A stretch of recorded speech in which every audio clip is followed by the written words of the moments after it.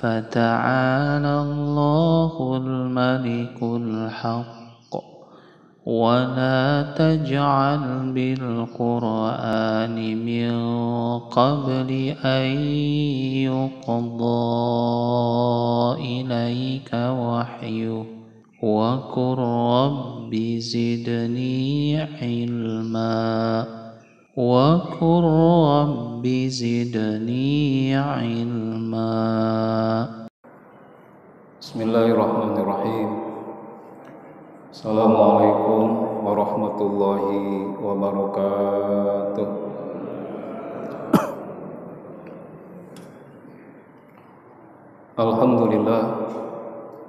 Alhamdulillahilladzi arsala rasulahu bil huda wa dinil haqq liyudhhirahu 'ala dini kulli wa kafa billahi syahida. Asyhadu an la ilaha illallah wa asyhadu anna Muhammadan abduhu wa rasuluhu alladzi la nabiyya ba'dah. Allahumma shalli wa sallim wa karim ala sayyidina Muhammadin wa ala alihi wa ashabihi wa man tabi'ahum bi ihsanin ila yaumiddin, amma ba'd. Qala Allah ta'ala fil Qur'anil Karim wa huwa asdaqul qailin, a'udzu billahi minasy syaithanir rajim. Bismillahirrahmanirrahim. Dzalika wa may yu'azzim sya'airallah fa innaha min taqwal qulub. Wa qala aydun ya ayyuhalladzina amanu taqullaha wal tanzur nafsum ma qaddamat lighad wattaqullaha innallaha khabirum bima ta'malun. Al-ayat. Shadaqallahul adzim wa shadaqa rasulul karim wa nahnu ala dzalika minasy syahidin wasyakirin walhamdulillahi rabbil alamin. Masyiral muslimin, Bapak sekalian, sidang salat subuh Masjid Besar Al-Furqan yang saya hormati, dan mudah-mudahan kita semua senantiasa dalam keadaan dirahmati, dilindungi dan dimuliakan oleh Allah Subhanahu wa taala. Alhamdulillah wa syukurillah, kembali kita panjatkan puji dan syukur kita kehadirat Allah Subhanahu wa taala yang tiada henti-hentinya telah begitu banyak melimpahkan berbagai macam kenikmatan, nikmat sehat walafiat, panjang umur. Wabil khusus di kesempatan pagi yang penuh keberkahan ini, pagi yang dimana dijadikan sumpah oleh Allah Subhanahu wa taala, waktu dimana ketaatan dan taqarrub kita disaksikan oleh para malaikat, kita dapat melaksanakan berbagai macam aktivitas ibadah. Mudah-mudahan harapan kita seluruhnya diterima oleh Allah Subhanahu wa taala. Bapak sekalian, pertama saya mengucapkan selamat tahun baru Islam 1444 Hijriah, dan telah kita tinggalkan tahun Islam 1443 Hijriah. Mudah-mudahan Bapak sekalian, dengan datangnya tahun baru ini, betul-betul ini akan memberikan harapan kepada kita, perubahan kondisi keadaan kita sebagai muslim dan sebagai umat Islam. Mudah-mudahan ini betul-betul tahun ini adalah tahun di mana umat Islam dan Islam, sebagaimana dijanjikan oleh para ahli, ini adalah tahun di mana kebangkitan umat Islam. Mudah-mudahan ini juga tahun ini adalah merupakan tahun yang akan memberikan harapan kepada kita, perbaikan kondisi kita, dan senantiasa kita mendapatkan rahmat dan lindungan dari Allah Subhanahu wa taala. Bapak sekalian, pada kesempatan kali ini mungkin saya tidak seperti biasa menyampaikan hadis Rasulullah SAW yang berkaitan dengan akhlak, tapi saya ingin hadirin sekalian melakukan refleksi terhadap perjalanan hijrah Rasulullah SAW yang dijadikan momentum sebagai perhitungan tahun di dalam Islam. Saya kira hadirin sekalian, tentu saja di peristiwa hijrah itu akan banyak pelajaran penting. Akan banyak pelajaran penting, hikmah yang dapat kita ambil, yang dapat kita refleksikan, kita amalkan di dalam kehidupan kita, terutama sebagai seorang muslim dalam melaksanakan perjuangan kebenaran, perjuangan Islam. Peristiwa hijrah, Bapak sekalian, adalah sebuah langkah besar, gitu. Ya ulang, adik sekalian. Jadi peristiwa hijrah ini adalah sebuah langkah besar yang diambil oleh Rasulullah SAW berdasarkan petunjuk Allah, perintah Allah. Dan dengan hijrah ini adalah yang memutar, gitu, jarum sejarah, gitu, dengan peristiwa hijrah ini. Dari kondisi di mana Islam, umat Islam dalam adalah Rasulullah SAW, ketika di Mekah nasibnya, kondisinya terintimidasi, tertekan, tidak bisa berkembang. Islam tidak mungkin berkembang di kota Mekah pada waktu itu dengan situasi dan kondisi seperti itu yang dialami oleh Rasulullah SAW. Maka Madinah, hadirin sekalian, menjanjikan harapan baru, tanah subur yang dapat dengan leluasa Islam disebarkan di sana. Dan beliau kemudian membangun kekuatan dan kembali ke Mekah dengan kondisi saya kira yang jauh berbeda ketika beliau berada di Mekah, tapi kemudian setelah hijrah ada perbaikan yang sangat luar biasa. Nah, hadirin sekalian, juga di bulan ini, gitu, kalau kita buka Al-Quran surat At-Taubah sebelum masuk ke peristiwa hijrah ini, kalau kita buka surat At-Taubah ayat 36, gitu. Jadi bahwa kita ini sedang berada yang disebut dengan bulan haram. Jadi ada tempat haram, gitu ya. Ada Masjidil Haram, gitu. Jadi tempat haram, tempat yang dimuliakan oleh Allah Subhanahu wa taala adalah Mekah dan Madinah. Ini adalah tanah haram. Ada waktu haram.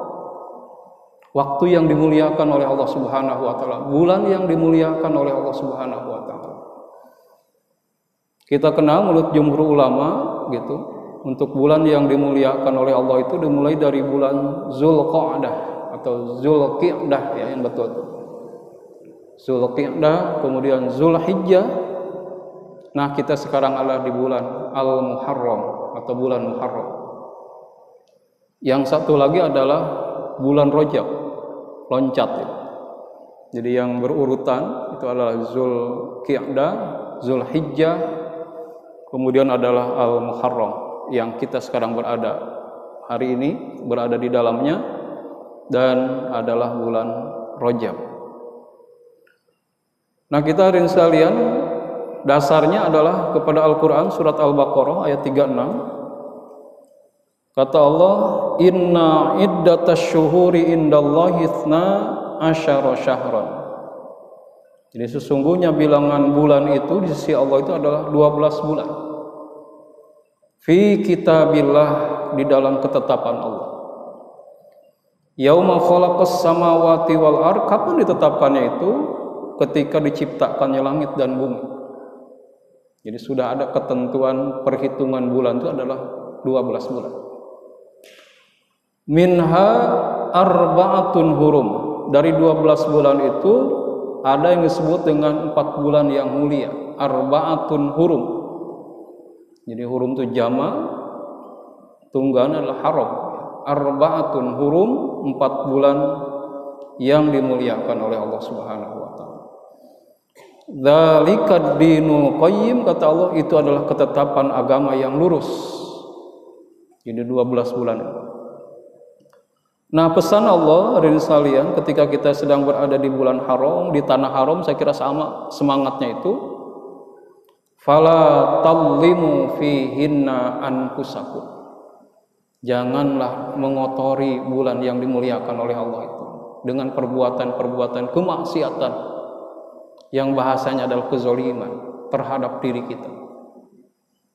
Jadi semangat ketika di bulan di tempat haram, di tempat yang dimuliakan oleh Allah, dan ketika kita berada di bulan yang dimuliakan oleh Allah juga sama. Jangan kotori kemuliaan itu dengan perbuatan dosa dan kemaksiatan. Nah, hadirin sekalian,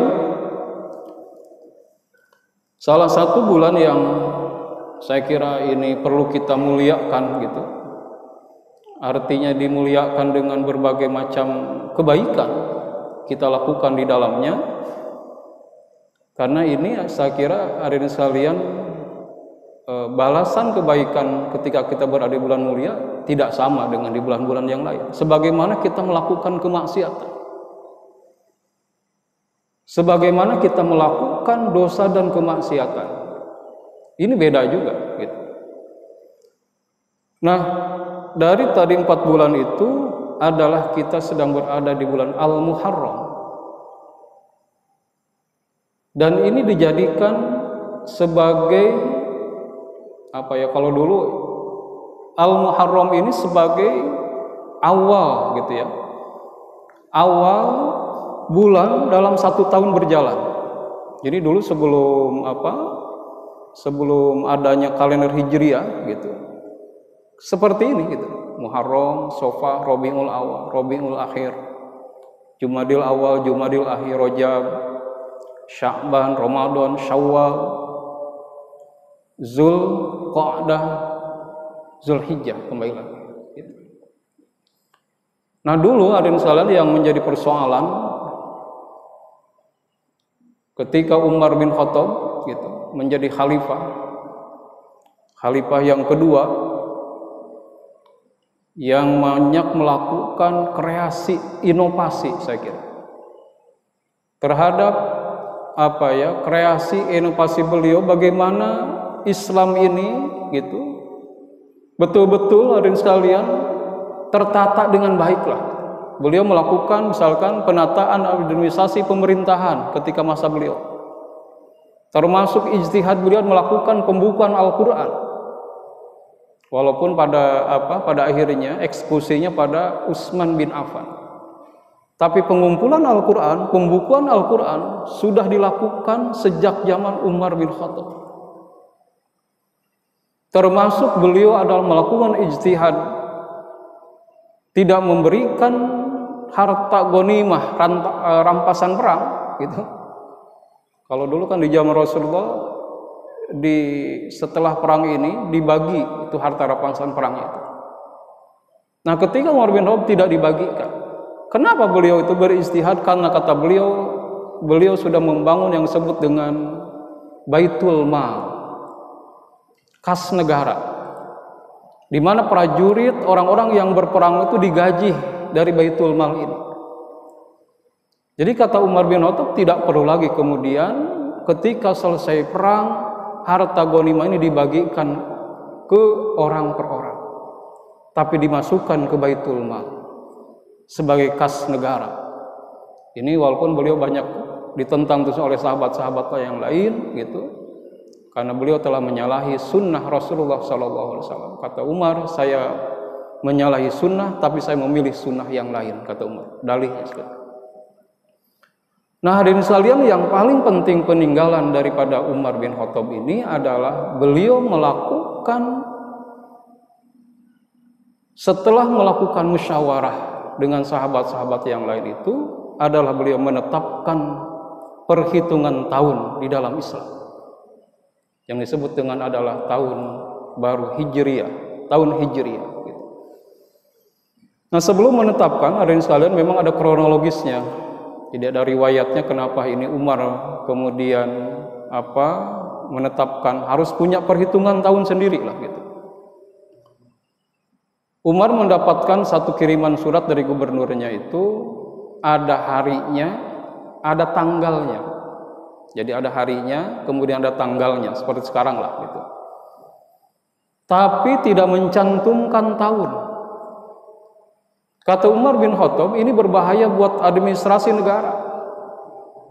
Iya, ini harinya ada, tanggalnya ada, bulannya ada, tapi tahunnya nggak ada. Ini nanti akan mengacaukan. Ini tahun keberapa? Contoh misalnya SK lah gitu Pak. SK mungkin dibuat ini tanggal sekian, bulan sekian, tahunnya nggak ada.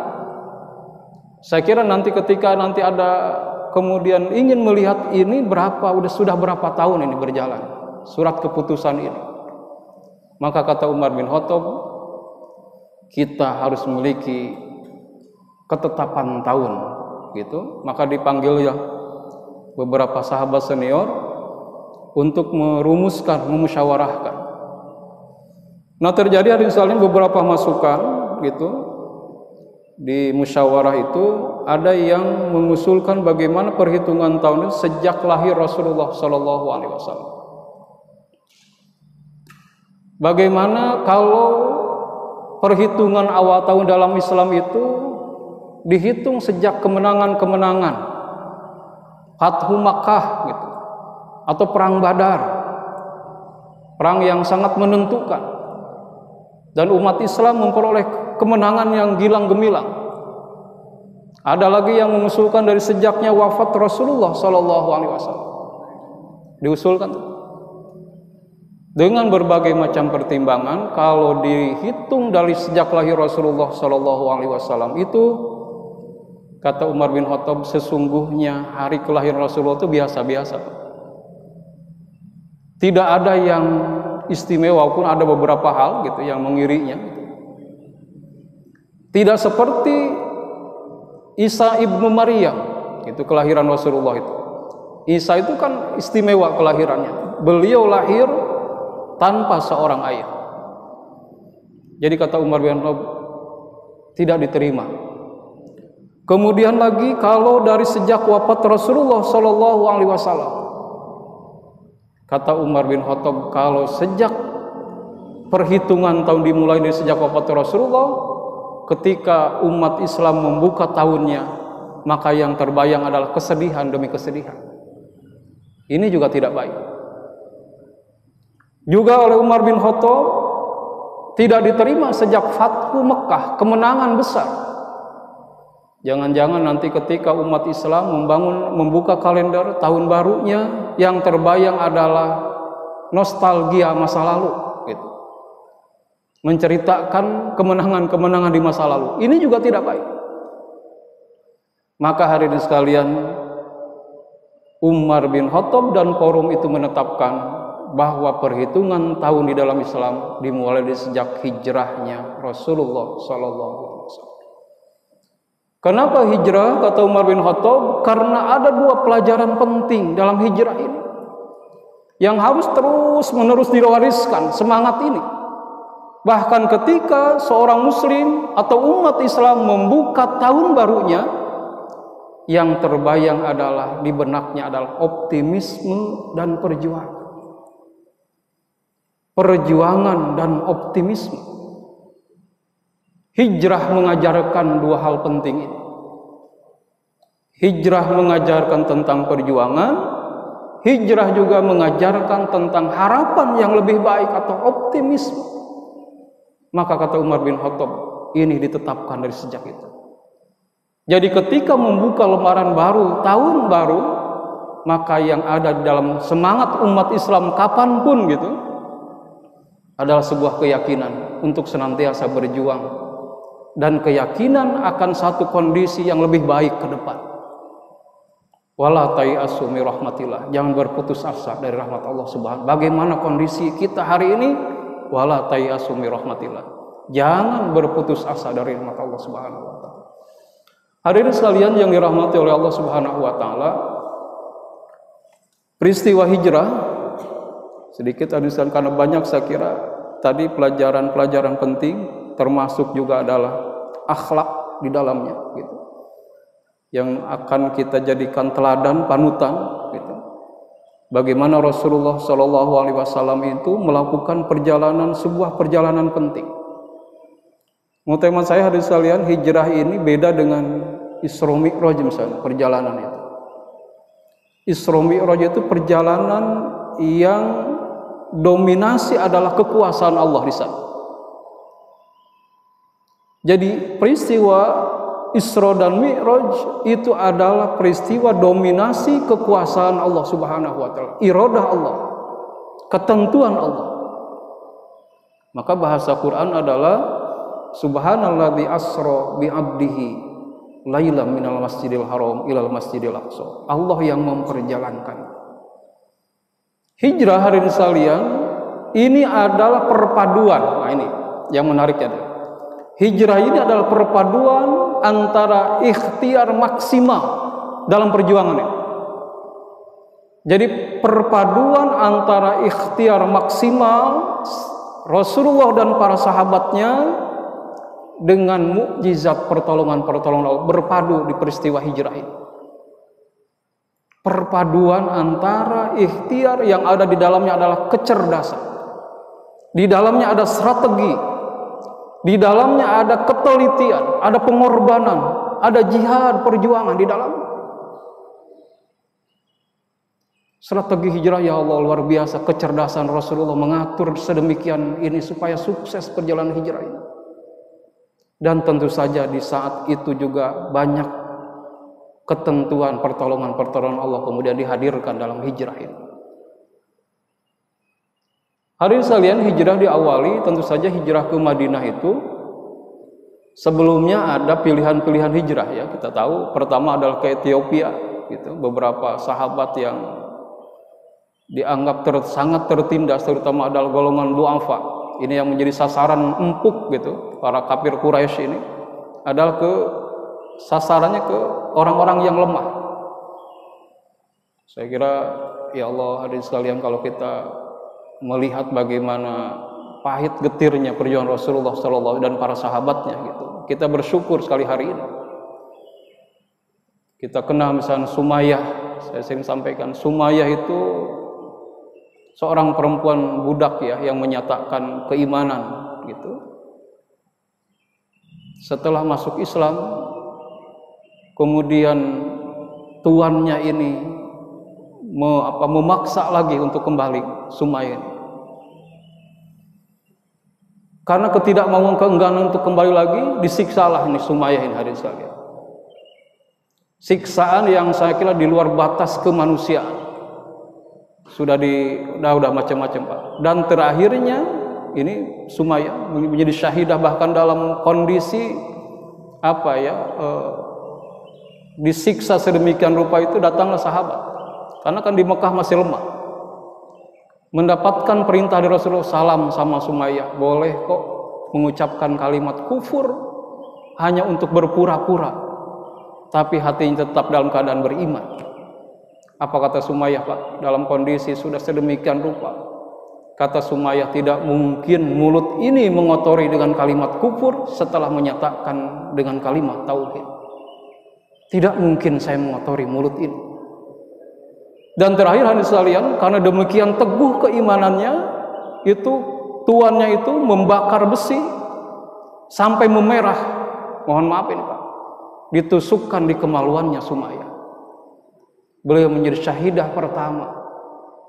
Menjadi syahidah pertama orang yang meninggal syahid karena memperjuangkan keteguhannya Islam hari itu. Ya Allah, sampai sedemikian rupa Pak, biadabnya orang-orang kafir, kebenciannya gitu.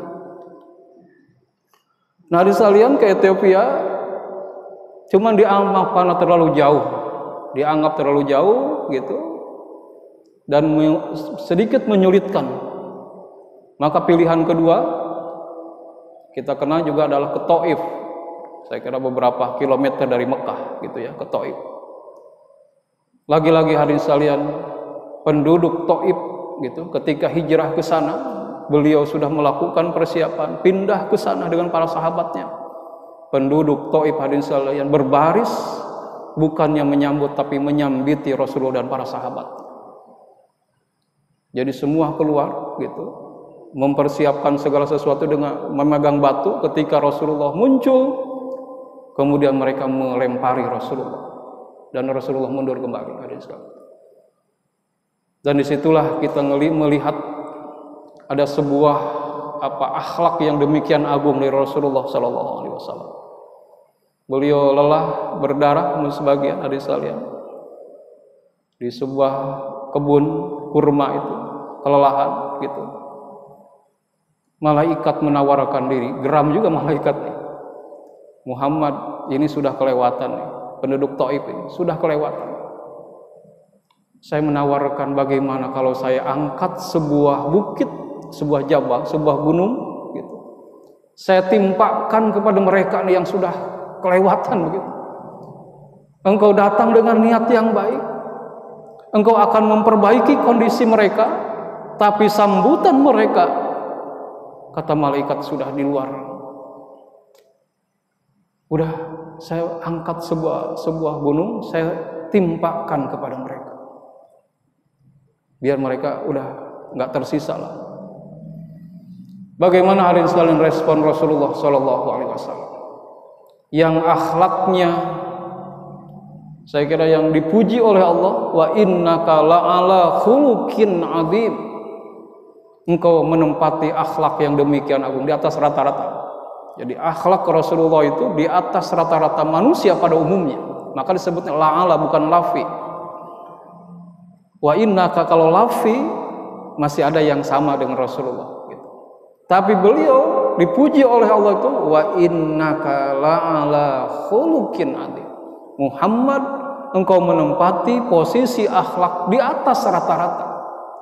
Akhlak yang demikian agung. Bagaimana beliau merespon tawaran Jibril yang menggiurkan itu? Kalau kita barangkali ya udah beliau habisin, hancurin semua. Kelewatan gitu ya. Saya datang baik-baik kok malah mereka melempari saya. Apa kata Rasulullah? Jibril, hari ini mereka menolak dakwah, ajakan niat baik, ajakan Islam. Tapi yakin kata Rasulullah, 10-20 tahun kedatang, generasi mereka, anak cucu mereka justru dengan mereka yang menyambut ajaran ini. Malah beliau angkat tangan, Allahumma hdi qaumi fa innahum qaumul la ya'lamun. Ya Allah, tunjuki mereka, berikan hidayah kepada mereka. Fa innahum qaumul la ya'lamun, karena mereka adalah kaum yang belum mengerti, enggak paham aja semua. Ada salah paham. Mereka demikian benci gitu, mereka belum paham aja. Kalau mereka sudah paham, pasti mereka akan menerima dakwah dan ajakan Islam. Ya Allah, orang yang telah memperlakukan sedemikian rupa hadirin sekalian malah didoakan oleh Rasulullah. Dilempar dengan batu, beliau malah merempati dengan roti kalau sekarang. Seperti pohon gitu. Pohon yang berbuah dilempar batu, tapi pohon itu malah memberikan buah yang matang, jatuh gitu, dilempari, tapi malah mereka memberikan buah. Nah hadirin sekalian, Taif menolak. Nah kemudian hadirin sekalian, mana yang ketiga adalah ke Madinah. Ini Madinah juga tidak mudah. Diawali dengan kunjungan 6 orang gitu ya. Setiap tahun itu kan ada kunjungan Pak. Di 12 kenabian Rasulullah bertemu dengan 6 orang dulu. Dari kunjungan dari Yatsrib waktu itu, beliau berbincang dan beliau menyampaikan ajaran, membacakan Al-Quran. 6 orang ini tertarik. Dan kata dia, saya akan janji, gitu, akan janji ketika saya di Yatsrib, saya akan bawa teman-teman saya lagi untuk kembali ke sini. Nah kemudian di tahun berikutnya datanglah yang 6 ini nambah jadi 7, membawa kawan 7 menghadap Rasulullah SAW. Seperti biasa Rasulullah menyampaikan ajaran Islam. dengan apa beliau sampaikan gitu ajaran Islam, kemudian dibacakan Al-Quran, begitu menggugah yang 12 orang sampai melakukan namanya Baiat Aqabah. Baiat Aqabah ini mereka berjanji akan melaksanakan ajaran Islam di Madinah itu, di Yatsrib itu, dan menyebarkannya. Dan beliau akan senantiasa membela, memberikan tempat nanti ketika beliau Rasulullah ingin hijrah ke Madinah, mereka akan memberikan tempat. Bahkan kata dia, saya berjanji akan membawa rombongan yang lebih besar lagi. Nah, di tahun berikutnya hadirin sekalian, datang lagi rombongan 75 orang. 75 orang gitu datang lagi kemudian disampaikan kepada mereka Rasulullah SAW. Mereka hadirin sekalian adalah menjadi cikal bakal. Mereka juga melakukan Bai'ah Aqabah yang kedua, perjanjian setia kepada Rasulullah. Dan ini dianggap cukup oleh Rasulullah. 75 orang ini cukup kuat kalau beliau kemudian pindah ke Madinah. Jadi hadirin sekalian, Rasulullah sudah melakukan kajian gitu Pak, kalau bahasa sekarang itu, kajian kemungkinan. Ini kajian ini 75 ini sudah dianggap cukup lah. Kalau beliau hijrah ke Madinah gitu, sudah ada pendukungnya, sudah ada orang yang kemudian memberikan dukungan yang besar terhadap kepindahan beliau ke Madinah itu. Nah, hadirin sekalian, setelah itu Rasul kemudian membuat sebuah rencana hijrah, langkah besar. Dan ini diketahui oleh orang-orang kafir Quraisy. Mereka kemudian melakukan sebuah musyawarah dinamanya Darun Nadwah. Wah, ini bahaya ini. Kalau Muhammad dibiarkan pindah dari Mekah ke Madinah, dan mereka tahulah bagaimana daya tarik Rasulullah gitu. Daya tarik Rasulullah menyedot sebagai magnet gitu, figur utama, menarik orang-orang supaya menjadi pengikutnya. Jangankan di Madinah, di Mekah saja yang demikian dipersempit ruang geraknya, tetap aja bertambah pengikutnya. Bagaimana dia kalau pindah ke Madinah? Maka hadirin sekalian, di Darun Nadwah itu tokoh-tokoh berkumpul, tokoh-tokoh kafir Quraisy. Kalau begitu, ini mau nggak mau Muhammad memang harus dibunuh. Kesepakatan di sidang musyawarah itu. Cuman mereka mempertimbangkan bagaimana, kan Muhammad ini tidak lahir dari beliau juga punya suku, dan pasti kalau dia dibunuh akan menuntut balas kepada suku yang membunuhnya. Kata mereka, gampang, kita ambil perwakilan dari setiap suku, pemuda-pemuda, mungkin sekarang jagoan-jagoan lah, preman-premannya kita ambil gitu, jagoan-jagoannya. Kita kemudian dengan perwakilan ini tidak mungkin gitu ya, Bani Hashim akan menuntut balas kepada kita. Maka hadirin sekalian, di malam yang sudah ditentukan, dan itu memang malam yang diperintahkan oleh Allah kepada Rasulullah untuk melakukan hijrah. Nah, sebelum hijrah hadirin sekalian, ini Rasulullah, beliau adalah seorang pemimpin yang punya kasih sayang terhadap pengikutnya. Beliau perlahan sekalian ini bertahap. Sebagian dari sahabat itu sudah diperintahkan untuk berhijrah duluan.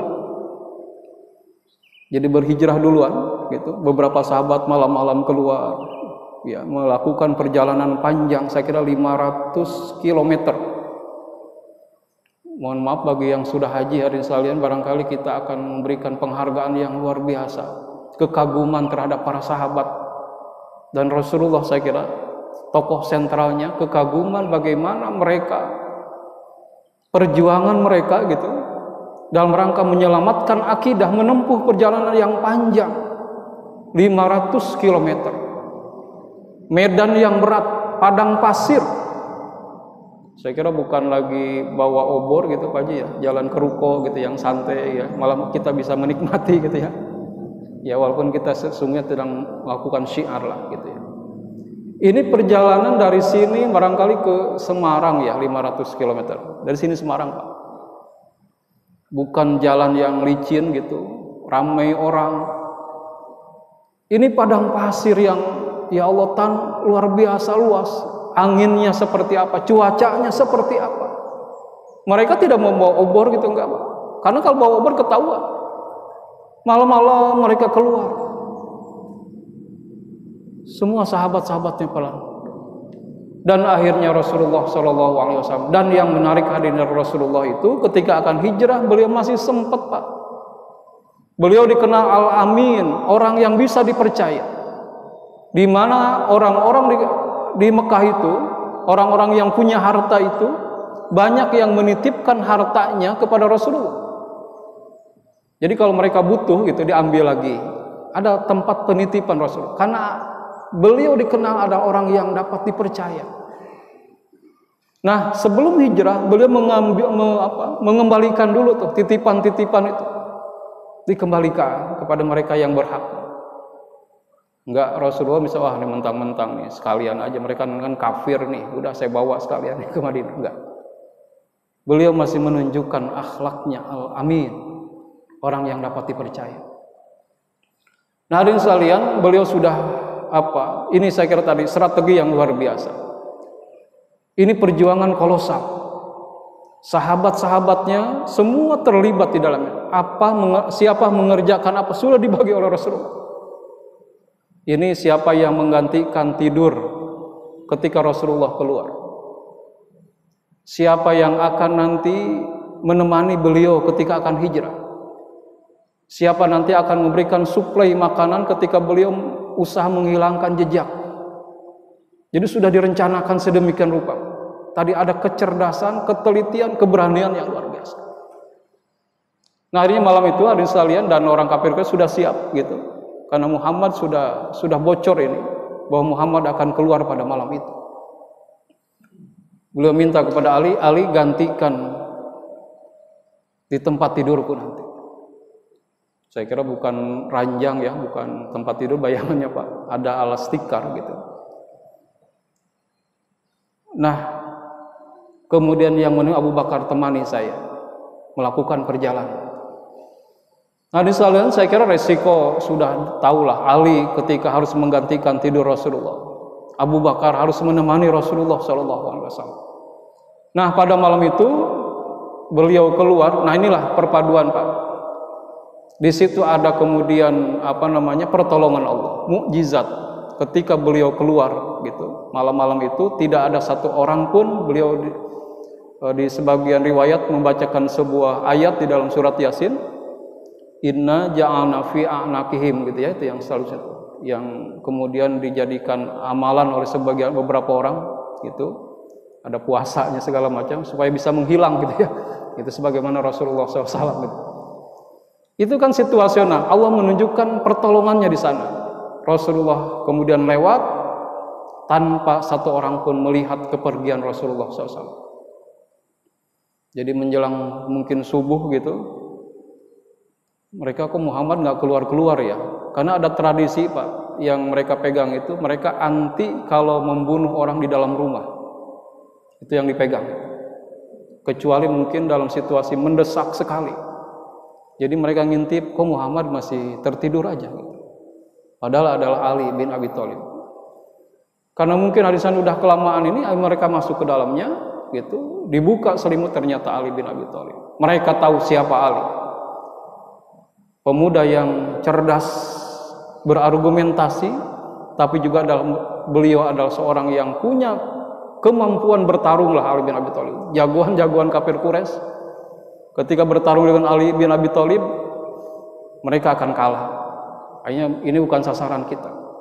Nah, hadirin sekalian, inilah kecerdasan Rasulullah dengan Abu Bakar itu. Beliau tidak mengambil jalan sebagaimana jalan yang banyak umum dilintasi. Beliau membuka jalur baru. Ini dalam rangka menghilangkan jejak. Nah, kemudian beliau bersinggah namanya di Gua Thur. Gua Thur ini masuk beliau di sana karena menurut beliau dengan mampir di Gua Thur ini orang kafir Quraisy akan menyebar mencari beliau. terutama di jalan-jalan yang biasa dilalui. Jadi beliau beberapa hari itu Pak di Gua Thur ini. Nah, lagi-lagi pertolongan Allah hadir di sana. Ketika orang kafir Quraisy mencari, hampir melihat, sampai Abu Bakar itu gemeter nih. Waduh, jangan-jangan mereka lihat. Kata Rasulullah, la takhaf wa la tahzan ya Abu Bakar, innallaha ma'ana. Jangan takut Abu Bakar, kata Rasulullah. Jangan khawatir. Innallaha ma'ana, Allah bersama kita. Apa yang terjadi hadirin sekalian? Allah memerintahkan laba-laba membuat sarang di pintu goa itu. Dengan cepat itu laba-laba menutup pintu itu dengan sarang laba-labanya, Pak. Jadi ketika mereka melihat ke goa itu, kata mereka kesimpulannya gak mungkin Muhammad masuk ke goa itu, karena sarang-sarang laba-labanya masih utuh gitu. Kalau Muhammad masuk, pasti sarang-sarang laba-labanya terusak. Muhammad gak ada di situ. Nah, hadirin sekalian, mereka kemudian mencari lagi di tempat yang lain. Abu Bakar, hadirin sekalian, itu dengan ketakutannya gitu diyakinkan oleh Rasulullah SAW. Nah, selama di Gua Thur ini beliau sudah mengatur siapa yang akan menyuplai makanan. Itu Asma binti Abu Bakar. Jadi dalam kondisi tenang mengirimkan makanan ke gua itu gitu.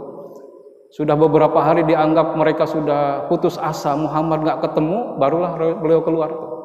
Tapi lagi-lagi membuka jalur baru untuk menghindari kejaran daripada kafir Quraisy. Di sana hadirin sekalian, di Madinah itu sudah bersiap ya, sudah bersiap penduduk Madinah, penduduk Ansor itu menyambut kedatangan beliau. Perjalanan sendiri bukan di bulan Muharram sesungguhnya, beliau adalah di bulan Safar melakukan perjalanan itu. Dan tiba di Madinah itu tepat tanggal 12 Rabiul Awal, hari Jumat. Jadi 12 awal hari Jumat gitu. Jadi ada, kalau bicara 12 Rabiul Awal ini ada 3 peristiwa penting yang dialami Rasulullah. Pertama adalah hari kelahiran Rasulullah SAW, 12 Rabiul Awal hari Senin. Kemudian beliau menginjakkan kaki di Madinah 12 Rabiul Awal hari Jumat. Sebelumnya beliau ke Kuba dulu, tanggal 8-nya di Kuba, kemudian membangun Masjid Kuba, masjid pertama gitu. Baru kemudian beliau bergeser sedikit ke Madinah. Dan yang terakhir Rabiul Awal itu adalah di mana wafatnya Rasulullah sallallahu alaihi wasallam, 12 Rabiul Awal. Jadi hari lahir, kemudian 12 Rabiul Awal, hari kelahiran kedua lah. Karena beliau kemudian mendapatkan udara yang segar leluasa di Madinah, kemudian Rabiul Awal terakhir beliau diwafatkan oleh Allah Subhanahu wa taala. Nah, hadirin sekalian, apa yang dilakukan beliau di Madinah? Ketika sampai di Madinah, orang mengeluh-elukan menyambut. Tadi yang 75 sudah melakukan dakwah, melakukan penyebaran ajaran Islam gitu. Dan banyak yang tertarik. Nah, maka ketika Rasulullah akan hijrah, mereka kemudian menyambutnya. Semua orang keluar. Dan lahirlah syair yang sampai hari ini menjadi syair yang senantiasa dinyanyikan gitu. Yaitu Tola'al badru alaina min sadiatil wada gitu ya. Telah muncul di tengah-tengah kita adalah bulan purnama yang akan menerangi kita. Kegembiraan yang luar biasa ada di sana. Nah, di sana apa yang beliau lakukan pertama kali di Madinah? Beliau adalah yang pertama membangun masjid. Ini menjadi pusat aktivitas umat Islam pada waktu itu. Yang kedua adalah beliau membangun pasar, membangun ekonomi umat, terutama mereka yang meninggalkan rumah, meninggalkan tanah kelahiran, meninggalkan keluarga. Saya kira mereka harus punya kehidupan yang layak di Madinah. Yang ketiga, beliau mempersaudarakan di antara sesama sahabat Ansor dan Muhajirin, bahkan seperti saudara dekat, sampai seolah-olah mereka akan saling mewarisi. Jadi masjid dibangun oleh Rasul sebagai aktivitas kegiatan umat. Yang pertama bukan membangun aula, membangun gedung pertemuan, enggak. Yang pertama dibangun selalu adalah masjid oleh Rasulullah. Yang kedua adalah membangun pasar. Tadi hadirin sekalian, beliau menanamkan entrepreneur gitu, semangat berusaha kepada para sahabatnya. Beliau adalah pedagang, pengusaha sukses. 25 tahun beliau adalah seorang pengusaha sukses. Kita lihat baca di surat Li'ilafi Quraisy. Ciri daripada bisnis Rasulullah itu adalah lama, jauh, ekspor, Pak. Jadi lama, bisnis Rasulullah itu tidak sehari tapi berbulan-bulan. Yang kedua adalah jauh, ekspor. Yang ketiga, partainya banyak. Jadi beliau itu 25 tahun Pak sudah pengusaha sukses, sudah kaya raya, menikahi orang yang kaya raya, itu Khadijah. Nah, semangat ini, semangat menjadi pengusaha, berbisnis lah, ditularkan kepada sahabat-sahabatnya.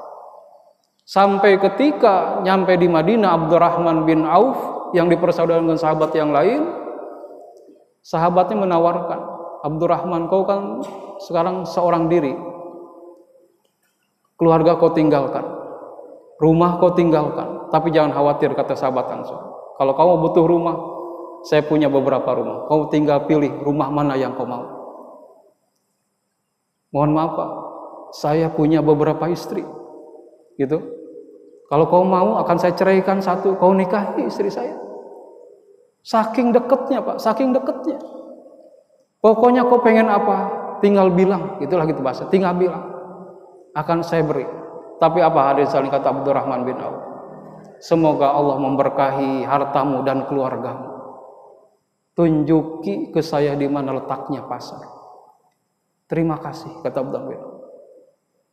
Semoga Allah memberkahi keluargamu, memberkahi hartamu, tapi yang saya butuhkan di mana letaknya pasar. Saya akan berbisnis, akan berusaha di sana. Maka adalah konsep ekonomi mudharabah sejak Rasulullah hijrah ke sana itu konsep bagi hasil. Orang Madinah punya modal, kemudian orang Mekah punya kepiawaian berbisnis. Terjadilah perpaduan itu. Maka ada konsep ekonomi berbagi hasil. Dan itu luar biasa hadirin sekalian. Pasar yang tadinya dikuasai oleh Yahudi, sejak kedatangan kaum muslimin kemudian dikuasai oleh kaum muslimin pada waktu itu. Jadi hadirin sekalian, ini adalah peristiwa yang saya kira menjadi momentum buat kita. Hadirin sekalian, Muharram ini bukan peristiwa yang biasa. Tadi ini adalah langkah besar yang diambil oleh Rasulullah, perbaikan nasib, perbaikan kondisi itu umat Islam. Saya kira hadirin sekalian, mudah-mudahan lagi kembali 1404 Hijrah ini, saya kira memberikan harapan kepada kita, keyakinan kepada kita untuk senantiasa terus kita berjuang sebagai umat. Dan kita akan menjadi umat yang betul-betul diperhitungkan gitu, diperhitungkan perbaikan secara ekonomi gitu ya, menjadi umat yang diperhitungkan secara politik gitu ya, secara politik, secara ekonomi gitu. Betul-betul ini tahun baru ini ada menjadi harapan buat kita, kembali lagi menjadi tahun kebangkitan buat umat Islam. Apalagi tahun ini Pak, triple 4 nih ya, jadi sangat mudah dihafalkan gitu. 1444 Hijriah. Itu kalau kemarin kita seringkali kalau ditanya agak bingung juga nih, 1000 berapa gitu ya. Nah, sekarang 1444 Hijriah gitu. Dan saya kira ini mudah-mudahan kembali lagi senantiasa Allah memberikan kepada kita taufik dan hidayahnya. Betul-betul tahun ini adalah menjadi tahun perbaikan buat kita semua. Demikian yang dapat disampaikan, lebih kurang mohon maaf. Wabillahi taufiq wal hidayah. Assalamualaikum warahmatullahi wabarakatuh. Fata'ala Allahul Malikul Haqq wa la taj'al bil Qur'ani min qabli an yuqda ilaika wahyuh wa qur rabbi zidni ilma وقل رب زدني علما